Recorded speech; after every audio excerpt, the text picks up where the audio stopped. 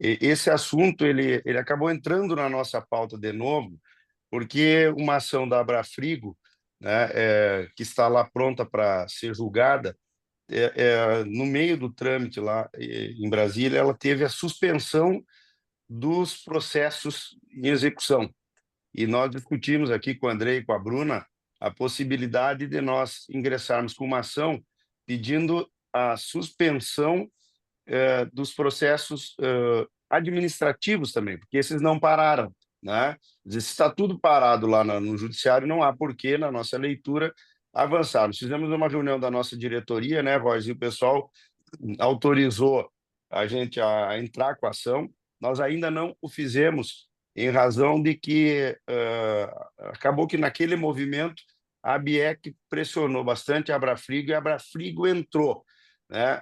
Mas a BPA entrou e conseguiu a liminar, enfim, mas da ação principal ainda não saiu o resultado. E esta ação, ela tende, pessoal, a ser favorável. É muito difícil a gente afirmar isso, porque cabeça de juiz e pata de cavalo nunca sabe o que sai, como diz a gíria, né? Mas a gente tem acompanhado e a Alô, tendência é alô, ser alô. favorável.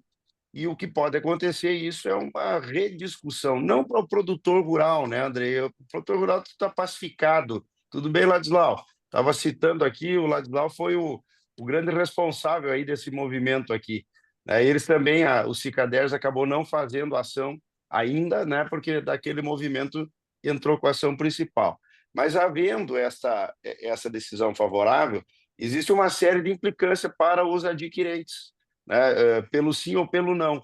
E também porque o Andrei detectou aqui que há uma condição aí das exportações, que a gente já sabe disso, mas que talvez os cerealistas não estejam usufruindo isso, né? Então, o Fundo Rural voltou bastante com um olhar ali na frente, mas também com esta possibilidade agora. Então, nós vamos passar para o doutor André a palavra, né?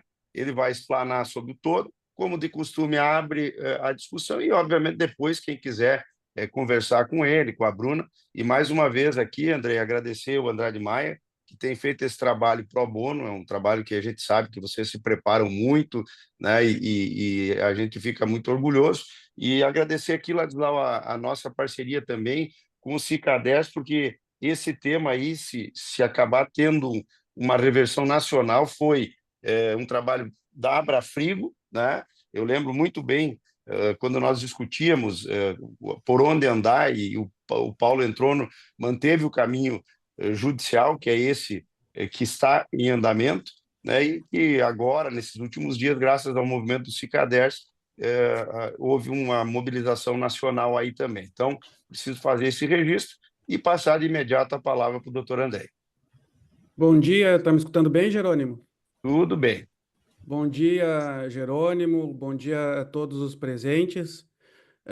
Inicialmente, eu gostaria de agradecer ao Jerônimo aí pelo convite para falar sobre esse tema do Fundo Rural, que é um tema tortuoso não só para o pessoal do agro, mas também para os advogados, né? Pois é difícil entender o que o Supremo Tribunal veio fazendo nesses últimos tempos tratando dessa matéria, né? Decisões que vão e voltam, modificações de entendimento, tem que pagar, não tem que pagar, parcela, não parcela, e agora volta atrás de novo, suspende a ação, e é uma confusão que está posta, né? E o que nós pretendemos aqui hoje, né? A gente preparou uma apresentação em que nós vamos tratar primeiro a respeito do que é o Fundo Rural, para que ele serve, né? Enfim, falar brevemente sobre isso, sobre toda essa confusão criada pelo STF, por que que surgiu, por que que não tinha que pagar, depois tinha que pagar de novo, por que que se parcelou, por que que não se parcelou, como é que está a situação do processo agora, suspensão de ações judiciais e o que se recomenda fazer nesse momento, né, em que as ações judiciais estão suspensas por uma decisão do STF, e o que se recomenda fazer no futuro, né, após o julgamento dessa ação pelo STF, né, com a finalidade da gente já ir se preparando, né, porque é uma decisão que no fim vai vir e medidas terão que ser adotadas aí pelos empresários do agro, né? Por todos aqueles que desenvolvem as suas atividades no agro. E, no fim, como o Jerônimo disse, a gente vai trazer uma oportunidade que a gente encontrou recentemente em relação às exportações o Fundo Rural, o incidente na exportação, o Fundo Rural da subrogação, na exportação, uma recente modificação jurisprudencial que pode trazer um benefício econômico importante para as empresas do setor do agro. A gente preparou uma pequena apresentação que eu vou compartilhar a tela. Bom, então o motivo da nossa reunião hoje é tratar sobre o Fundo Rural Subrogação, impactos e oportunidades para o setor agropecuário. Portanto, nós vamos tratar, então, somente do Fundo Rural Subrogação, que, na verdade, é onde está o problema e que sempre esteve, né, para o pessoal aí que trata do agro, né? O primeiro ponto que a gente fala é o que é o Fundo Rural e por que foi criado, né? Eu acho que é importante, de início aqui, para a gente iniciar uma conversa, né? Todo mundo estarmos na mesma página e tratando um pouco do Fundo Rural e do motivo da sua criação. Então, o Fundo Rural, o Fundo de Assistência ao Trabalhador Rural, ele é uma contribuição social destinada a financiar a Seguridade Social no Brasil e voltada para aposentadoria e benefícios previdenciários dos trabalhadores rurais, sejam eles empregados, avulsos ou segurados. Portanto, o Fundo Rural ele é um tributo do tipo contribuição em que a arrecadação dela é destinada para esse fim específico de custear os benefícios previdenciários aos trabalhadores rurais, né? Ele surgiu numa época que provavelmente esses benefícios não eram alcançados tão fortemente ao trabalho rural, que é um trabalho que a gente sabe bastante difícil, né? Seja para quem o empresário, o proprietário do negócio, como pelo próprio empregado que realiza a atividade rural, né? Diretamente ligada ali à produção. E quais foram os objetivos, então, do Fundo Rural? Primeiro, financiar a Seguridade Social, né, que é o que eu já vinha falando, custear os benefícios previdenciários para trabalhadores rurais, né? Aí a gente inclui auxílio-doença, pensão por morte, salário maternidade, equidade tributária, dificuldade em fiscalizar a contribuição sobre a folha. E aqui é exatamente o motivo por que surgiu o Fundo Rural Subrogação. Se criou esse fundo rural do trabalhador pessoa física sobre a receita, justamente porque havia uma dificuldade muito grande em fiscalizar o pagamento de folha de salários desse empregador rural, né, pessoa física. E também surgiu uma dificuldade ainda, mesmo depois tendo cobrado sobre a receita do empregador pessoa física, uma dificuldade ainda de fiscalizar sobre a receita. Então, provavelmente, a Receita Federal, percebendo essa dificuldade de realizar a fiscalização e de recolher os valores, resolveu transferir essa responsabilidade para o adquirente da produção do empregador rural, pessoa física. Então, a subrogação nada mais foi do que transferir a obrigação de recolhimento dessa contribuição, que seria do empregador rural, pessoa física, àquele que adquire a produção desse produtor, e justamente para possibilitar a arrecadação, já que o produtor rural, pessoa física, aí são centenas de milhares de pessoas, e havia essa dificuldade de realizar essa fiscalização e arrecadação. Então, para fins de facilitar a arrecadação, se transferiu, por meio de subrogação, essa obrigação ao adquirente da produção, né? Então, por uma questão de equidade, da dificuldade da fiscalização e da praticidade de operacionalizar e arrecadar os valores. E também para fortalecer o desenvolvimento rural, né? Esse foi um dos fundamentos principais do Fundo Rural, né? Que parte da sua arrecadação é destinado aí a programas de capacitação e assistência aos produtores rurais, né? Quem trabalha na atividade rural. Agora, se a arrecadação vai para esse fim ou não, é outra conversa, né? Já que Nós sabemos que quando nós tratamos aí de contribuições sociais também, que tem a sua arrecadação destinada a um fundo, a um custeio de uma atividade específica, nós temos um grande problema de esses recursos chegarem, de fato, a essa finalidade, né? A esse custeio, pois, no mais das vezes, eles são desviados aí para outros fins, para fazer superávit primário, por exemplo, né? Para outros fins que o governo esteja precisando. Então, pode ser que não chegue nessa finalidade aí, que é a de eh, capacitar melhor o produtor rural, né? Então, em regras gerais, rapidamente falando, esse é o Fundo Rural, né? Uma contribuição social com o objetivo de custear a previdência social do empregador rural e instituída com essas finalidades aí, inclusive para uma parcela destinada a capacitar esse produtor rural.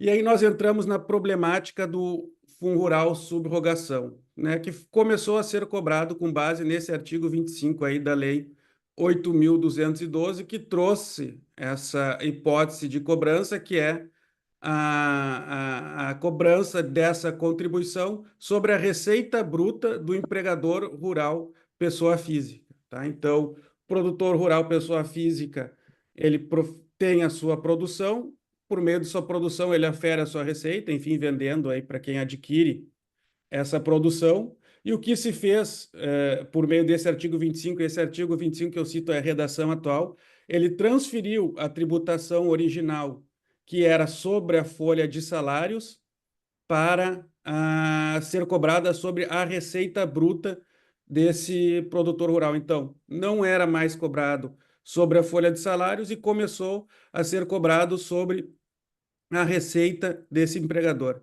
E qual é que foi o problema que surgiu aí, que deu toda essa discussão no STF? A discussão judicial, na verdade, começou nas instâncias, na primeira instância, a instância ordinária, e foi acabar no Supremo Tribunal Federal. É justamente a questão da receita bruta, pois à época da edição dessa lei aí, da introdução do Fundo Rural, não se havia uma autorização, a Constituição Federal não autorizava a cobrança de contribuições desse tributo sobre a receita, mas só sobre a folha de salários, o lucro e o faturamento.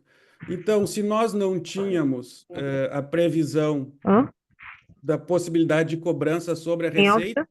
se reconheceu, se pleiteou que fosse declarada a inconstitucionalidade dessa cobrança, né? Então, em resumo, essa era a tese. E se fosse cobrar, teria que ser instituído por um procedimento específico, que era o da lei complementar.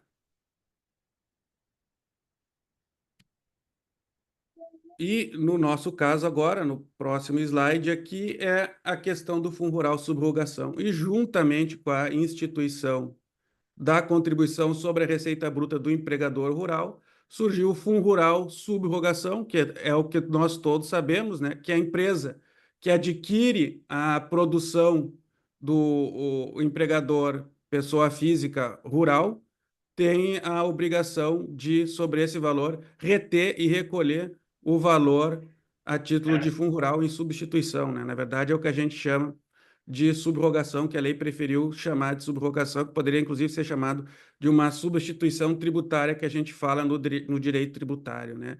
E aqui também a questão da alegação de inconstitucionalidade desse tema, pois também não existe na Constituição Federal essa previsão, né? Então, se nós não temos na Constituição Federal essa previsão, não poderia ter na lei exigindo essa cobrança, né? Assim como não se poderia cobrar do empregador rural, pessoa física, sobre a receita bruta, não se poderia subrogar essa obrigação na empresa adquirente da produção da pessoa física, né? Então, feito esse histórico a respeito do Fundo Rural, para que ele serve, a gente entra na confusão criada pelo Supremo Tribunal Federal, que eu acredito aí que a maioria esteja submetido e esteja enfrentando os desafios patrocinados pelas indas e vindas do Supremo Tribunal Federal. E sempre que eu costumo falar, em qualquer lugar, palestra, aula, e eu falo do Supremo Tribunal Federal, sempre faço um aviso, um disclaimer, um alerta que quando eu critico o Supremo Tribunal aqui, estamos criticando o entendimento, né, a decisão que foi tomada, e não estou criticando a pessoa de um ministro em específico, nem nada, pois a gente sabe que hoje em dia isso anda meio complicado. Então, eventuais críticas que eu faça aqui são aos entendimentos do Supremo Tribunal Federal, a decisão que nós, enfim, ainda podemos achar que não é a mais certa dentro do que o melhor direito prescreve, né? Essa confusão, então, ela começou pelo um julgamento de um caso chamado caso Mata Boi, né, que era esse frigorífico, em 2010, que saiu a primeira decisão do Supremo Tribunal Federal sobre o Fundo Rural e sobre o Fundo Rural subrogação. Então, vocês vejam que a lei é de 92, né, nós tivemos alterações na lei do Fundo Rural em 92 e 97, e só em 2010, 18 anos depois, nós vamos ter uma decisão do STF sobre o Fundo Rural. E o que essa decisão nos trouxe? Primeiro, o STF entendeu que o Fundo Rural e a subrogação eram inconstitucionais. Tá? Então, não poderiam ser cobrados tanto o Fundo Rural da pessoa física como o Fundo Rural da subrogação, e o argumento foi justamente o que eu disse antes, né? Porque não havia uma autorização, seja para cobrar a contribuição social, nesse caso o Fundo Rural, sobre a receita, e também para instituir essa subrogação. Então, o STF decidiu, é inconstitucional e não pode ser cobrado. E a pegadinha estava justamente nessa questão das leis 8.540 e 9.528, que eu deixei em laranja, né? Porque o STF decidiu que o Fundo Rural era inconstitucional, mas de acordo com as previsões dessa lei. E qual foi o impacto dessa decisão para todo o setor do agro? Ela gerou uma percepção de que o Fundo Rural e a subrogação eram indevidos, né? Levando muitos contribuintes e adquirentes a suspenderem o recolhimento e a retenção da contribuição.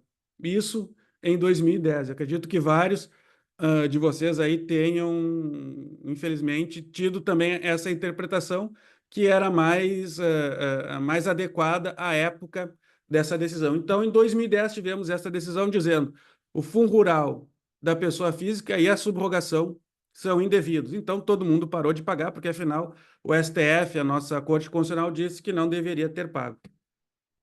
Em 2011, essa decisão foi confirmada pelo STF, né, num novo julgamento, agora esse julgamento determinando que essa decisão fosse aplicada a todos os casos, né? Então, todos os processos idênticos que discutissem a questão do Fundo Rural deveriam ter a mesma decisão, que é o que a gente chama aí de repercussão geral. Então, o impacto dessa decisão foi reforçar o entendimento favorável aos contribuintes de que o Fundo Rural, pessoa física e subrogação não eram devidos. Tanto que, em 2017, o nosso Congresso editou uma resolução para suspender a execução dessa lei, a cobrança do Fundo Rural.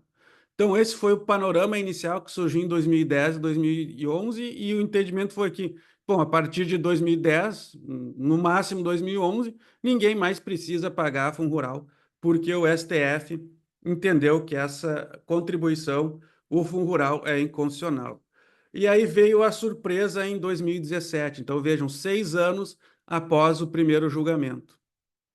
O STF retomou o julgamento da questão do Fundo Rural e, num voto do ministro Alexandre de Moraes, eles voltaram atrás na sua posição para reconhecer a constitucionalidade do Fundo Rural.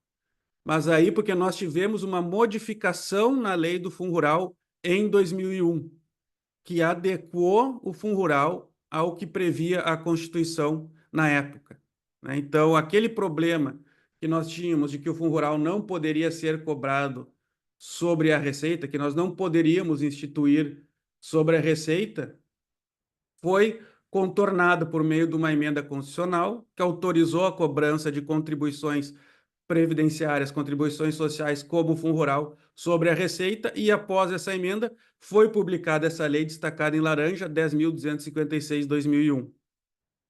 E o entendimento, então, né, nessa época aí, em 2017, do STF, foi que a partir dessa lei de 2001, o fundo rural seria devido. Então, ele poderia ser cobrado, pois agora estava de acordo com a Constituição Federal. Então, nós tivemos uma forte reversão de jurisprudência e uma inflexão muito forte, pois o que se entendia que antes não era cobrado, agora passou a ser devido. E um problema grave de segurança jurídica, que essa decisão é de 2017 e a lei é de 2001. E o que nós tivemos, então? A insegurança jurídica e a Receita Federal cobrando todo esse fundo rural que deixou de ser recolhido porque entendia que a questão já estava definitivamente julgado e que o fundo rural era inconstitucional. Então, a Receita Federal foi lá, pegou e cobrou 5 anos para trás todo mundo que deixou de pagar o fundo rural com base na decisão do próprio Supremo Tribunal Federal, agora revertida pelo voto capitaneado aí pelo ministro Alexandre de Moraes. Não finalizada ainda a discussão, nós temos agora, que o Jerônimo bem falou no início, que é a questão da ação direta de constitucionalidade 4395, ajuizada pela Abrafrigo. Essa ação foi ajuizada em 2010 e foi julgada só em 2022. E o que essa ação direta de inconstitucionalidade pretende? Novamente, a declaração de inconstitucionalidade do fundo rural pessoa física e do pagamento por subrogação do adquirente dessa produção. O que foi decidido pelo STF nessa ação direta de inconstitucionalidade, que é o ponto que eu vejo de maior relevância hoje, né, para quando nós tratamos de fundo rural, né, para todos os envolvidos no setor do agro. O primeiro ponto, o STF ele confirmou que o fundo rural devido por empregadores rurais, pessoas físicas, é devido, né? Isso que o Jerônimo falou no início. Quanto a isso, nós não temos mais discussão, é devido. Também houve uma declaração de inconstitucionalidade por maioria de votos, né? Então, o STF ele tem 11 ministros, né? Então, 6 votaram pela inconstitucionalidade da subrogação, enquanto 5 entenderam pela manutenção da tributação pela subrogação. E eu coloquei ali em tese, né? Porque no Brasil a gente sabe que as discussões nunca têm fim, né? A gente sempre surge sobre o mesmo tema uma nova discussão. Como já diria o pensador, no Brasil nem o passado é certo, né? Então, teve 6-5, mas a AGU, a Advocacia Geral da União, e a Procuradoria da Fazenda Nacional sustentaram uma tese que esse julgamento estaria empatado ainda em 5-5. E qual seria o motivo desse empate em 5-5? Que o voto do ministro Marco Aurélio não decidiu especificamente sobre a questão da subrogação. Ele decidiu apenas sobre o fundo rural da pessoa física, reconhecendo a sua inconstitucionalidade. Então, se não, o ministro Marco Aurélio não decidiu expressamente sobre a subrogação, não haveria quórum suficiente para reconhecer a inconstitucionalidade dessa subrogação. E é o ponto aqui que nós estamos hoje em dia e que ninguém sabe mais o que fazer, né? Então, os ministros não sabem o que fazer do STF, então imagina se os ministros que deram a decisão não sabem o que fazer, imagina quem está sujeito ao pagamento ou não do fundo rural. O que faz? Continua pagando, não paga, para de pagar, parcela, não parcela, deposita em juízo, não deposita em juízo, entra com ação, não entra com ação. E em razão desse problema aí apontado pela Fazenda Nacional da possível omissão do ministro Marco Aurélio sobre o fundo rural, se suspendeu o julgamento, determinando a proclamação do resultado, pois a decisão do STF só vale quando o resultado é proclamado, né? Quando sai lá uma ata de julgamento escrito, o STF decidiu que é inconstitucional. Suspendeu para proclamar a ata do julgamento na próxima sessão, isso em 2022, e até hoje, quase 3 anos depois, essa proclamação de julgamento jamais ocorreu, né? Então, estamos hoje nessa situação, né? Uma indefinição que gera insegurança jurídica, o que levou vários contribuintes a irem diretamente no STF pedirem medidas, porque se tem, em tese, um julgamento que seria favorável ao contribuinte, que a Fazenda diz que não é favorável e que o STF não bota uma pá de cal para decidir ou não. Um ponto importante aqui, pelo nosso entendimento, tá? O fundo rural subrogação ele foi declarado inconstitucional, né? Em que pese esse argumento da Fazenda. Pois se o ministro Marco Aurélio ele disse que o fundo rural pessoa física é inconstitucional, não tem razão por que ter subrogação em razão de uma cobrança que foi declarada inconstitucional. Então, é decorrência lógica. Se a pessoa física, segundo o entendimento do ministro Marco Aurélio, não tem que pagar o fundo rural, obviamente a subrogação também não é devida, né? E então o ministro Marco Aurélio hoje está aposentado, então ele, para esclarecer o voto dele, somente se fizerem uma entrevista com ele, né? Que hoje em dia os ministros gostam muito de dar entrevista, né? Então, só que como ele não é mais ministro, então ele não tem mais poder de alterar o seu voto, né? E o fato de também de não termos a publicação do resultado desse julgamento faz com que qualquer ministro ainda possa alterar o seu voto, né? Então, em tese, há uma vitória do contribuinte declarando inconstitucional a subrogação por 6-5. Esse resultado ainda não foi proclamado em razão desse problema do voto do ministro Marco Aurélio e também do fato de qualquer ministro pode modificar o seu voto enquanto não declarado o julgamento. Então, entendemos que foi inconstitucional, mas a gente não pode garantir que foi declarada a inconstitucionalidade. E em razão de todos esses problemas, agora em janeiro de 2025, o ministro Gilmar Mendes ele determinou a suspensão de todos os processos judiciais tratando de subrogação, e ele cita de modo muito interessante a questão de segurança jurídica e economia processual. Então, é o próprio STF afirmando que ele gera a insegurança jurídica, né? Então, foi dada essa decisão determinando a suspensão de todos os processos, e aqui é importante, somente dos processos judiciais, né? Um pedido da Abrafrigo, feito nessa ação direta de inconstitucionalidade, suspendendo todos os processos judiciais. Então, não se suspendem, por essa decisão, processos administrativos, que saem correndo normalmente, parcelamentos e a própria cobrança do fundo rural. Aí, então, está tudo suspenso. Devemos ter a proclamação desse julgamento, provavelmente, pelo menos na minha opinião, declarando a inconstitucionalidade dessa subrogação.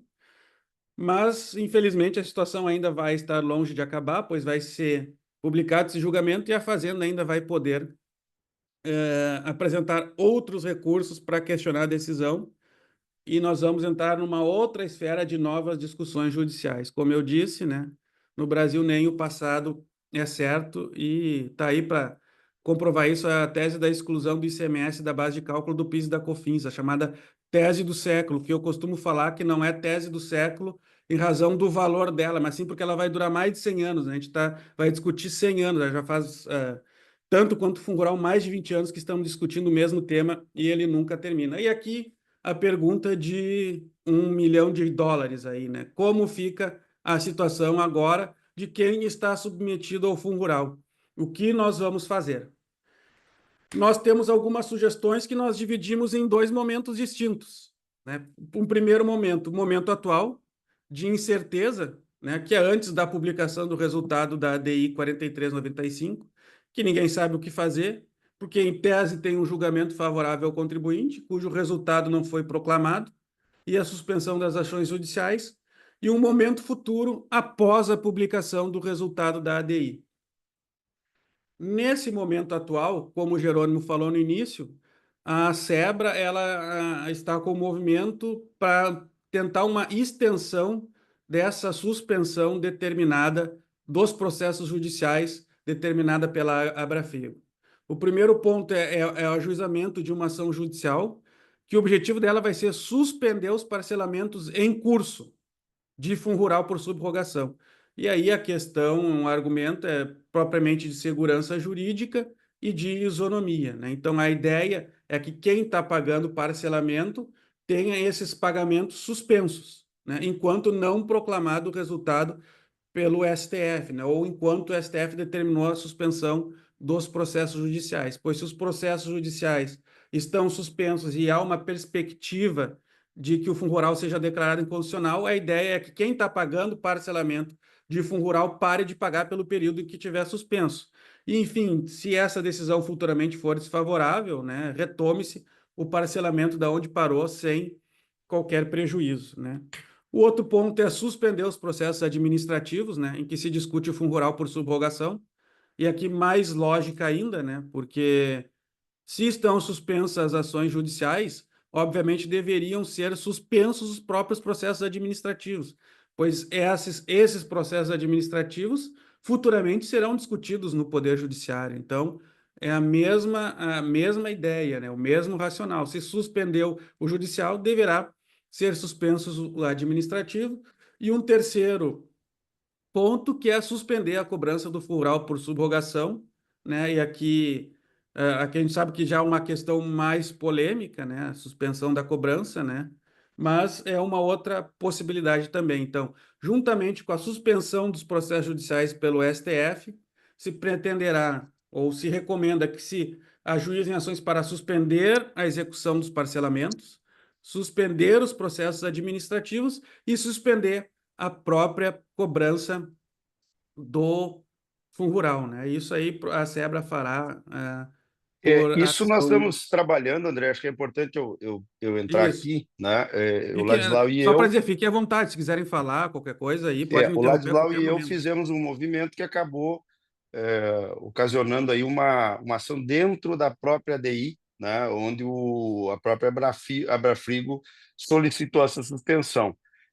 A BPA fez, a BPA não, a BAPA fez sozinha, conseguiu, né? Não saiu ainda a decisão da Abrafrigo. Então, nesse sentido, o Cicader já tem, através da Abrafrigo, o movimento, e nós, a SEBRA, o Luciano está preparando a ata, faremos paralelo, né, para tentar aumentar a pressão em cima da decisão, né, e com isso criar um movimento que force uma definição do tema, e se não definir, no caso das cerealistas, quem estiver com o problema possa usar, né? Então é uma ação institucional, né, que nós vamos fazer via associação e que vai repercutir para todo mundo caso ela aconteça, né? E só complementando o que o Geraldo disse, na ação direta de inconstitucionalidade, essa 4395, a Abrafrigo ela pediu a suspensão dos processos administrativos também, né? Conforme as reuniões aí que o Jerônimo teve com o pessoal lá, foi feito esse pedido, que se for deferido, será aplicável a todos, né? Então, se requereu a suspensão dos processos administrativos, não havendo uma decisão, se eu não me engano, isso aí está pendente de decisão desde março, fevereiro e março esse pedido, né? E tratando-se de fundo rural aí, da velocidade com que o Supremo Tribunal Federal tem tratado esse tema, me parece que não vamos ter uma decisão para logo, né? Em que pese É a por isso que gente. a BPA, a BAPA conseguiu e nós estamos avaliando fazer via TRF, né? Então pode ter um pouco mais de agilidade do que lá dentro do STF. Exatamente, até porque é um tema sempre muito polêmico, que gera polêmica, gerou, continua gerando, então é uma situação desconfortável para o STF, pelo que eles mesmos criaram, né? Então, eles vão protelando isso em vez de colocar a pá de cal e definir. E aí nós vamos agora para o momento futuro, e aqui o momento futuro que eu falo é na eventualidade do contribuinte, aí, do produtor rural, agropecuário, ter êxito na ação direta de inconstitucionalidade, que ela declare inconstitucional a cobrança por subrogação do fundo rural. Porque se algum dos ministros resolver modificar o voto e acabar se perdendo essa ação, né? Eu não acredito, mas existe essa possibilidade, aí todo mundo vai ter que pagar e não tem o que fazer, né? Então, perdendo é isso, vamos pagar, inclusive quem não pagou o atrasado para trás. Mas ganhando a ação, o Abrafrigo vence a ação e o fundo O rural é que seria um declarado caos, né, Andrei? Hã? Seria um caos aí, porque, É, mas né? pelo panorama que a gente tem hoje, é pouco provável que aconteça isso, né? Que se perca, né? Pelo panorama, né? Então, mas é como tu disse no início, né?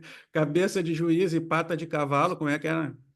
Ou barriga de grávida, também a gente não sabe o que vai sair, né? Então, né? Mas a tendência é que se mantenha o fundo rural, seja sub-rogação e seja declarado inconstitucional. Então, para aqueles que estão pagando normalmente o fundo rural hoje, então, esses, uma vez o STF decidindo, eles vão ter direito à devolução desses valores indevidamente cobrados nos 5 anos anteriores ao pedido judicial ou administrativo de devolução.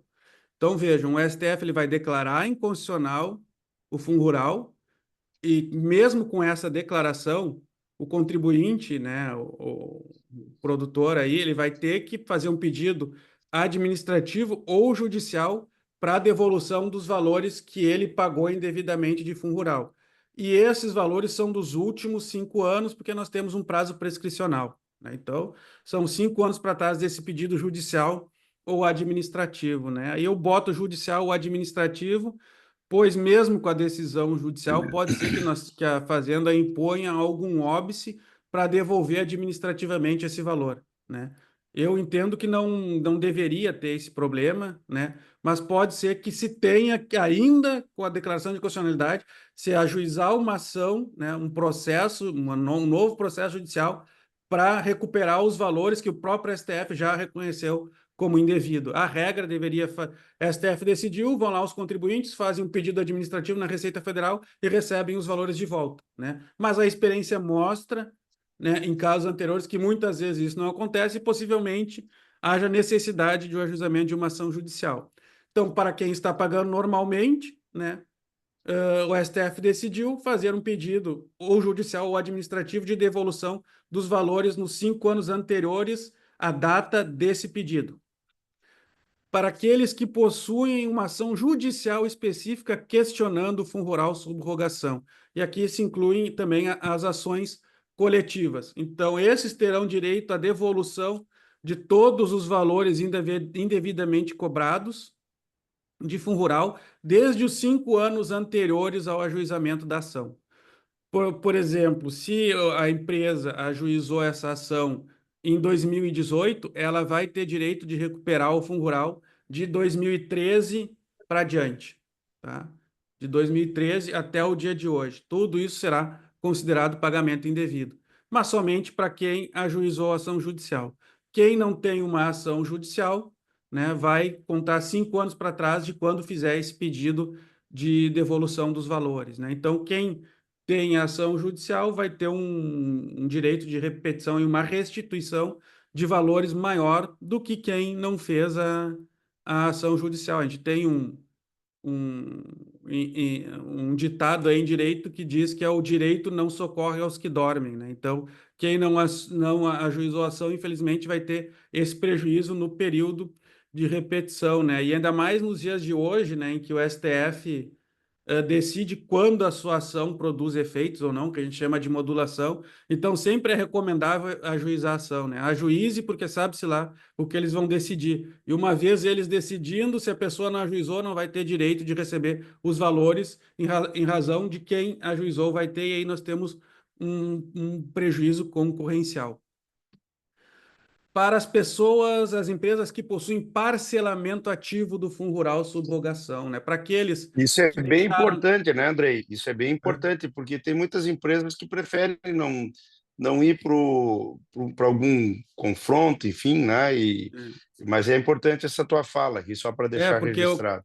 o que é que nós temos visto hoje, que a experiência tem nos mostrado isso de 10 anos para cá, né? Que o STF tem essa previsão de modulação de efeitos. O que é isso?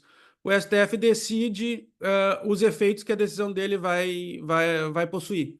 Se ele vai devolver os valores ou não, se a decisão dele vige somente para frente, se ela vige somente para trás, produz efeitos somente para trás, e não raras vezes com a finalidade de proteger a fazenda, né, a arrecadação, eles têm dito, só vai ter direito à devolução dos valores indevidamente pagos quem entrou com a ação.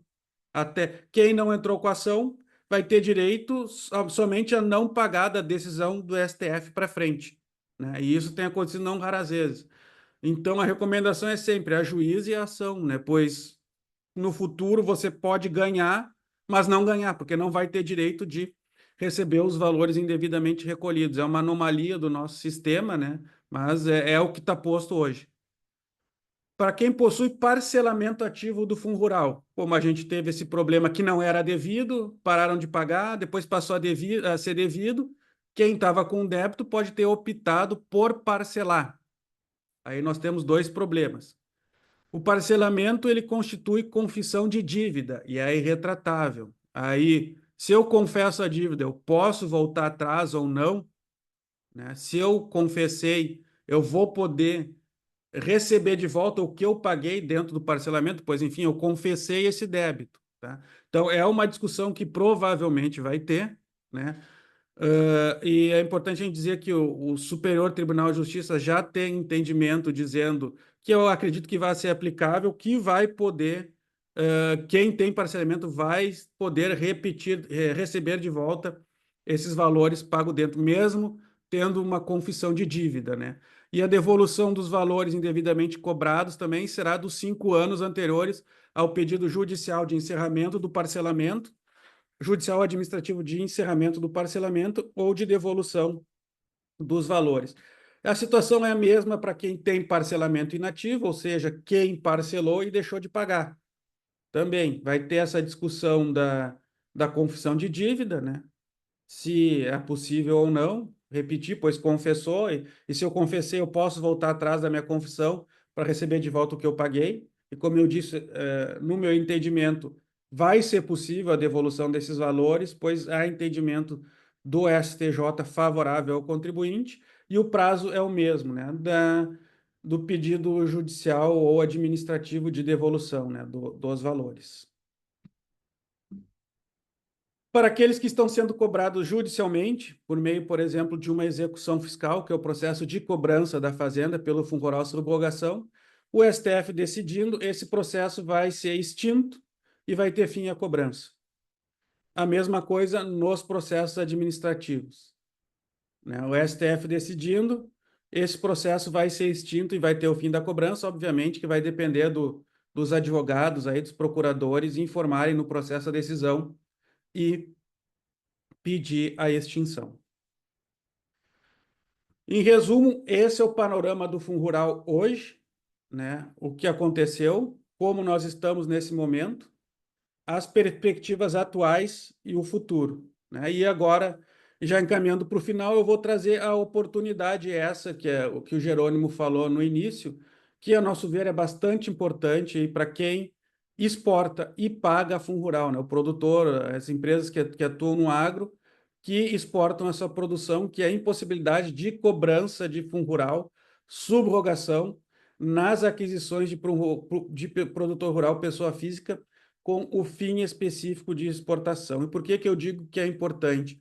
Que no final do ano passado nós tivemos uma modificação do entendimento jurisprudencial do TRF4, que oportuniza o não pagamento do fundo rural nas aquisições com fim específico de exportação e provavelmente, e junto a isso, o valor, a devolução dos valores nos últimos anos, né? E qual é que é a tese aqui, né? Que a Constituição Federal, ela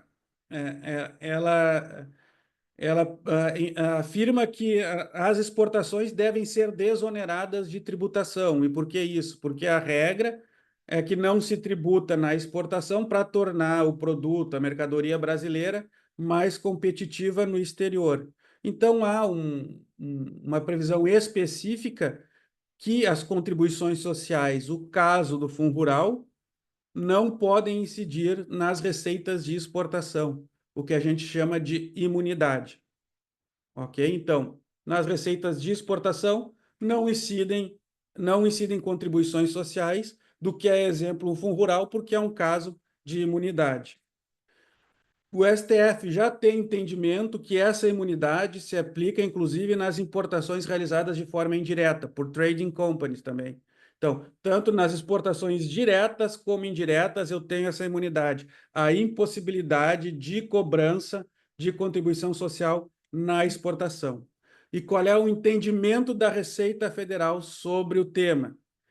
Ela afirma que essa imunidade, né, não se estende à contribuição do Fundo Rural Subrogação, porque a receita, no caso do Fundo Rural Subrogação, teria sido oferida pelo produtor rural em momento que antecede o da exportação do produto. Então, a Receita Federal diz, não, quem paga por subrogação não é imune ao Fundo Rural, porque a receita foi auferida pelo produtor rural. Então, se a receita não é da empresa que adquire a produção rural, ela não vai poder, ela não está imune ao Fundo Rural, ela vai ter que pagar o Fundo Rural mesmo que a produção seja exportada.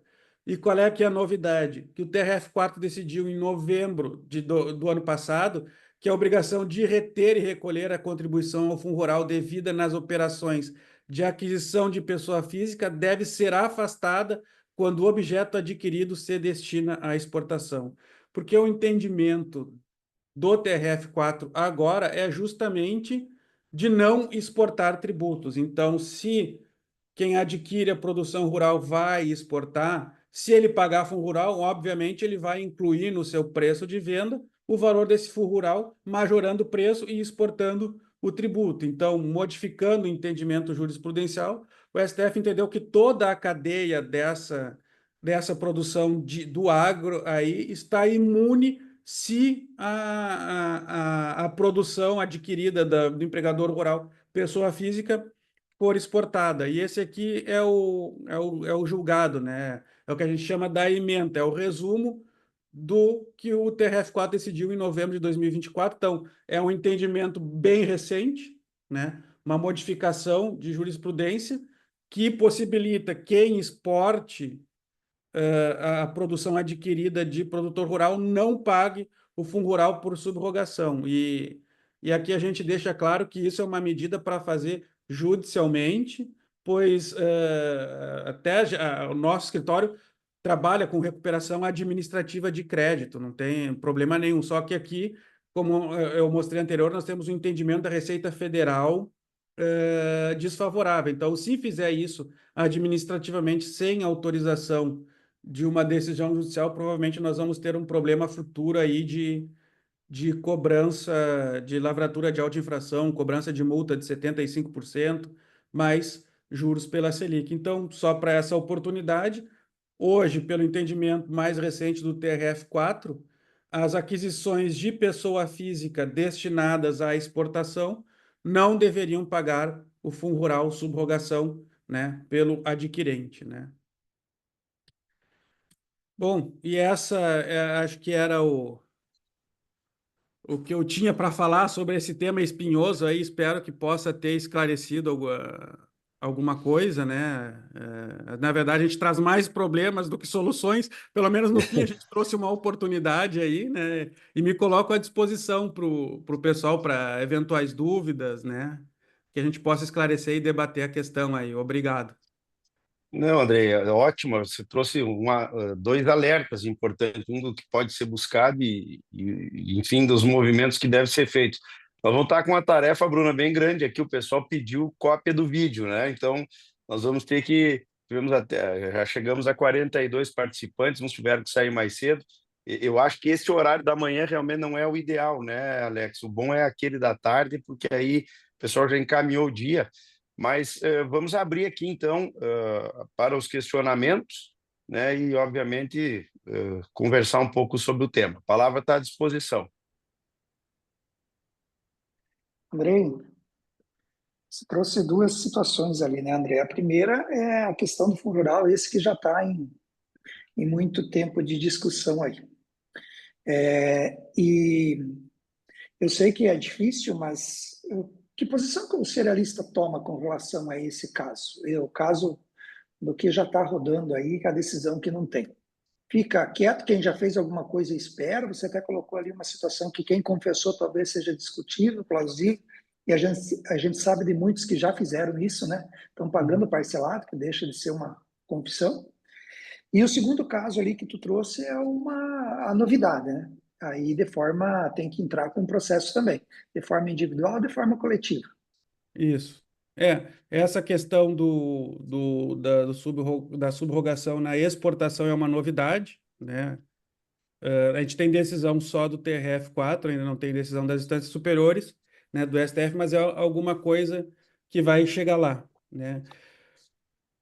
Então é uma oportunidade aí para discutir e é judicialmente, né? Administrativamente, se fizer o crédito aí e não pagar, vai ter problema, né? Vai ter um auto de infração e vai ser cobrado por multa. Então a gente sempre. Aí também depende do quão arrojado é o empresário, né? Se ele quer fazer caixa ou não, né? Nós optamos sempre por dar as duas opções, optamos sempre por ser mais conservador, né? Então, discutir judicial para não ter surpresa lá na frente. E sobre a posição Viu, que Andrei? a... Deixa eu colocar mais uma coisa sobre essa situação. Visto que o fundo rural é um direito do produtor, né? É um direito não, uma contribuição do produtor. A cerealista ela só é uma agente no meio do processo, onde ela recolhe e repassa, certo? Isso. Tá. E como que você vê isso também? Porque a É, partir do momento que você está entrando de forma pela empresa ou pelo produtor, como que tu vê isso? isso. Na verdade, a gente entra pela empresa, pois o entendimento hoje do STJ é que a empresa tem legitimidade para questionar o fundo rural subrogação, pois ela paga em nome próprio, tá? Então, inclusive nesse julgamento que eu trouxe, melhor dizendo, do TRF4, essa questão de quem tem que entrar com a ação, quem é que tem legitimidade ou não, foi discutido e se reconheceu que a questão cerealista ali, o adquirente da produção, tem legitimidade para discutir o fundo rural subrogação e, inclusive, ele obteve êxito para não pagar nessas aquisições destinadas à exportação. E é importante a gente dizer que essa decisão, inclusive, ela transitou em julgado, ela já é definitiva. A Fazenda nem apresentou o recurso, né? A gente não sabe o que aconteceu para não ter recurso, mas é uma decisão definitiva, não foi nem para STJ E nesse para caso, Andrei, STF. poderíamos entrar pela associação ou tem que ser individual, nesse É, caso das exportações? poderíamos avaliar a questão aí, mas, né, aí a gente vai ter daí também uma forma de como cada um procede, né? Na, Tudo bem, podemos Eduardo? avaliar. Seja bem-vindo. Bom dia a todos. Vou Bom dia. aproveitar o gancho aqui. Essa decisão aqui do TRF4, a pergunta ela acoberta somente as operações que foram aquisição com a finalidade de exportação, ou ela pode acobertar as compras feitas independentemente de finalidade de exportação e que posteriormente foram exportadas? Essa é uma discussão que tem, né? Ele fala em fim específico de exportação, né? Então, em tese, a gente teria que ter já uma aquisição que parte fosse destinada à exportação, né? Aí teria que ver como cada um procede dentro da sua contabilidade, como é que faz quando adquire ou não, né? Porque como a gente está tratando de cereal, né? De grãos, a gente não tem como dizer o que vai ser exportado e o que não vai ser exportado, né? Porque é um bem fungível, né? Então, a gente, na verdade, sabe que 40% da produção é exportado, 30%, mas não aquele grão propriamente adquirido, né? Então, a gente teria que fazer uma proporcionalidade, né? Mas, em princípio, seria o que é adquirido com um fim específico de exportação, né? Teria que já vir com esse Chancelado. selo. Com É. esse selo, né? Então, se não se faz isso, de repente se organiza e se estrutura uma forma de que isso possa ser feito, né? Já. Parece o mais coerente dentro do que está descrito na legislação aqui. Exatamente. É. Mas é importante, porque parte do adquirido é justamente para exportação e às vezes vai tudo como se não fosse, né? Pagando de qualquer forma. E a É, gente, a- se a- vocês tiverem alguma dúvida com relação a procedimento administrativo interno, como adequar ou não, a gente tem um colega, um nosso sócio, Júlio Taborda, que ele pode orientar vocês para adequar esses procedimentos, né? Pela, Enfim. pela lógica, o que acontece é que muitas vezes a gente tem uma oportunidade posterior. Se você já adquiriu a mercadoria, você tem a oportunidade de exportar.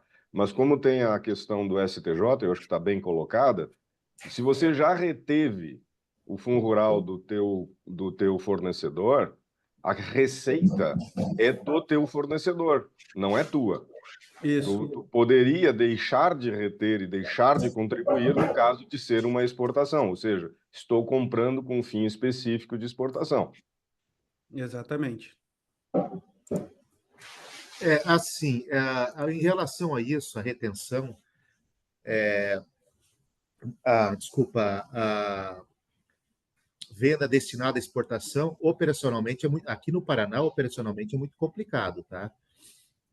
Quando você adquire o produto do produtor e retém o fundo rural, você não sabe exatamente se vai vender para o mercado externo ou não, qual o destino dessa mercadoria. Então, assim, fazer a compra já destinada à exportação é muito complicado. Mesmo porque existe características próprias, inclusive fiscais, na hora da entrada desse produto.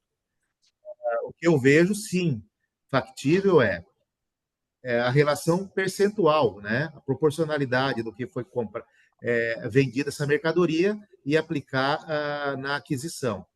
Porque definir, no meu caso aqui, no nosso caso aqui, definir na entrada do produto que vai ser feito, qual será o destino, é muito complexo. Não Acaba tendo que a fazer gente não consegue proporcional, né, Jefferson? a gente não consegue ser assertivo, tem que utilizar a proporcionalidade. Exatamente. Sim. Conversando com outros produtores cerealistas, aí eles nos passaram isso. Aí foi que a gente veio, não, então tem que fazer uma proporcionalidade, daqui a pouco adequar algum procedimento, né? Já nos foi passada essa dificuldade. Uhum. É por aí mesmo. Eu É respeito questão de aí ajuste interno, né? ok, que tem no STF tem o entendimento de que a receita não é da cerealista, a receita é do fornecedor. Cuidado com isso. Você vai fazer uma proporcionalidade a bater do teu recolhimento, mas a receita não é sua. Não, eu acredito que realmente, se conseguir qualquer suspensão aí, esse benefício é do produtor, não é da cerealista, é de quem está sendo subrogado aí. Mas aí Mas foi o entendimento que o TRF modificou hoje, né? Que, na verdade, é desonerar a cadeia, né? Mesmo que a receita seja dele e tu tá tributando a exportação, né? Foi esse o entendimento do TRF. Sim, mas Eu acho de que é o vez que a seguinte, operação seja específica para exportação. Isso, para fins específicos de exportação, inclusive exportação indireta. E aí é eu sim, acho importante, que por isso que a que seria o caso da cerealista é, indireta. é por isso que a gente diz, a discussão é judicial, né? Porque é uma discussão que está começando agora, né? Então, é um momento da gente ver como adequar e fazer a discussão, né? o que eu vejo é o seguinte, vai ser muito benéfico daqui para frente, após a decisão, né? Após a decisão, se suspende a retenção e boa, né? Agora, o que passou e o momento atual ainda é nebuloso, né? O momento atual é complicado agora, né? O problema no atual agora é o que fazer, continuar pagando, não pagar, né? Aí, Claro. Jefferson, eu não sei se o Eduardo estava o tempo todo, aí vem a discussão que nós estamos fazendo enquanto a SEBRA, da suspensão do administrativo, porque houve a suspensão do processo judicial. Isto é uma coisa que o nosso conselho já debateu, já deu sinal positivo, porque isso não tem prejuízo nenhum, suspende, depois, não é esta decisão, segue pagando normal, né? Então não há um prejuízo como houve lá atrás, que teve gente que parou de recolher e aí depois decidiram o contrário e essa conta, os frigoríficos, temos muitos aqui, tiveram esse grande problema, né? Então o nosso caminho, Eduardo, é pela suspensão também dos administrativos, né? Jerônimo, eu estava aqui desde o início e entendo e tenho discutido com os nossos pares lá da Biarroz também. Sim, Tem bastante gente que tem as suas próprias ações, né? sim. E a gente está debatendo o tema, sim. Eu acho que é bem interessante. O importante é nós ir Acho que falando, porque garantir o direito, né? nós vamos, provavelmente, assim que o Luciano terminar a ata, a gente ingressa a nossa, se tem o resultado, vocês podem repercutir da mesma forma, né? Em Jerônimo e Luciano, eu acho que para os cerealistas, de repente, caberia uma unificação aí eu sei que é difícil isso, né? Porque cada empresa tem uma cabeça, uma unificação de entendimento e entrar com uma ação única. Acho que faria todo É sentido. isso que eu pedi para o André ir ver, né, Jefferson? Vamos discutir, porque se cabe institucionalmente, André, é a melhor coisa, porque aí Isso, você atinge todas as que tenha isso, vamos a avaliar. situação. Mas eu acho que isso aí Você a gente tem que entraria avaliar como daí para ver. associação e não individualizado. Daí seria essa Isso, eu ação. acho que e até mais E depois seguro, a né, Alex, para associação as é abrangida empresas. pela E, os associados, na verdade, são abrangidos pela decisão da associação. e até mais seguro para o empresário, né? Porque acaba entrando institucionalmente, né? E assim, no dia a dia, mesmo que tenha uma ação conjunta, cada empresário vai avaliar se continua retendo ou não, por vamos dizer assim, Claro, conservadorismo, né? claro, claro. É isso aí. Sempre será a decisão pessoal, né, Jefferson? Sempre Sempre. de cada empresa. Não, eu acho que isso fica da reunião, né, Andrei? Dá uma avaliada, Sim. Bruna, vocês, o time. O Luciano está preparando a ata, depois qualquer coisa ele conversa contigo. E aí, Eduardo, eu também vou te mantendo informado, né? Porque a nossa realidade da Bia Rose e da Sebra é muito parecido, o modelo de negócio, né? Então, eu acho que pode ser um movimento aí que aconteça, né? Porque eu acho que na própria ação, como a Abrafrigo entrou, vai demorar mais ainda, porque aí é STF, né? Então, mais algum questionamento, pessoal? Não, da minha parte, não. Estamos na nossa 1 hora aqui, né? Que a ideia é sempre ser rápido no tema, né? O próximo assunto, Bruna, qual é que tu tens aí, que dia que vai ser, só para deixar pautado para o pessoal? Vai ser no mês que vem, em junho, vou confirmar a data aqui, Jerônimo, mas a gente vai falar sobre crédito rural. E quem vai Isso. palestrar é o Júlio Taborda. Tá, e deixa eu dizer para vocês aqui, especialmente os gaúchos, tá? Tá andando muito bem, Rogers, aquele fundo, assim como Santa Catarina está com o dele praticamente pronto. Nós vamos ter aqui, Eduardo, um trabalho que a Sebra fez junto ao governo do estado, um fundo parecido com aquele do Paraná.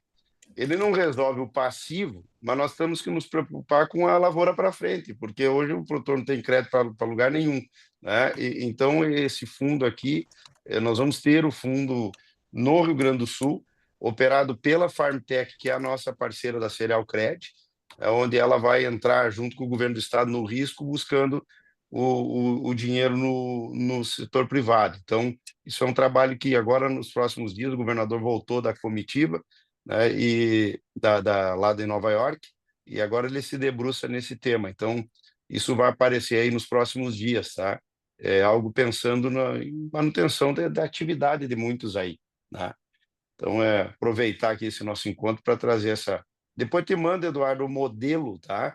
O modelo que nós estamos usando ali, tu vai ver que é só cerealista, mas não é a cerealista exclusiva que vai... A ideia foi nossa, né? E o governo está operando para que... Acho que até vocês vão poder usar, né? Então, é uma coisa bem importante aí nesse momento, né, Roger? E a gente fica nessa grande expectativa aí. Pois eu mando o modelo para te dar uma avaliada ali, tá, Eduardo? E fazer um registro aqui, pessoal. A Abia Arroz tem sido muito parceira nas nossas discussões e nossos debates todos aí, seja tributário, o que for. Então, fazer um registro aqui que essa integração... Estávamos com os frigoríficos aqui também. Acho que isso é importante, né? Temos que estar todo mundo junto aí para somar no que for comum. Verdade, isso só nos fortalece, Jerônimo. Agradecemos a parceria, inclusive. Muito bom. Tá? Então, tá bem, pessoal. Eu acho que é isso. Qualquer questionamento, depois vocês podem contatar o doutor André, a doutora Bruna aqui, e ficamos muito agradecidos pela presença de todos aqui. Um ótimo dia para todo mundo. Só ressaltando, Jerônimo, meus contatos eu deixei ali, meu e-mail, andrei.cassiano@andrademaia.com. Quem quiser me mandar por e-mail, também tem meu Instagram, andrei.cassiano, pode mandar mensagem lá que a gente responde sem problema nenhum. Qualquer dúvida que tenha ficado, eventualmente, pode encaminhar ali que a gente E responde. vamos estudar essa posição de ação conjunta única, né, e avisamos vocês.